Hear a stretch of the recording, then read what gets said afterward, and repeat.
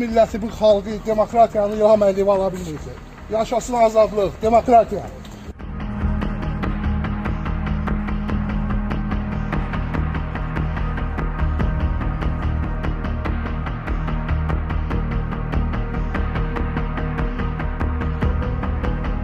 Hakimiyyət bizim həbsdə olan fəallarımızdan da əl çəkmək istəmir.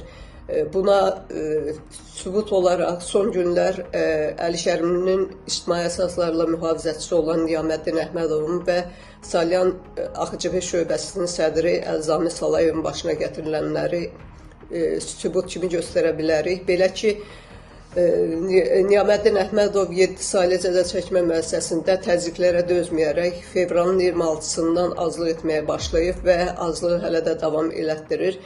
Amma təzyiqlər bununla da bitmir. Onu daha da cəzalandıraraq bir illik qapalı tipli cəza çəkmə müəssisəsinə göndərmək üçün qərar veriblər.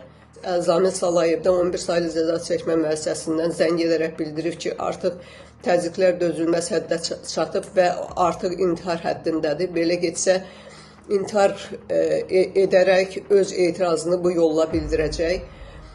Bütün bunlar Xalq Cəbhəsinin siyasi təzyiq vasitəsilə və insanları qorxutmaq məqsədi ilə edilir. Və hazırda Azərbaycan Xalq Cəbhəsi Partiyasının həbsdə olan fəallarının sayı 16 nəfərə çatdı və yaxın zamanda bunun daha da artmayacağına heç bir qarantiyamız yoxdur.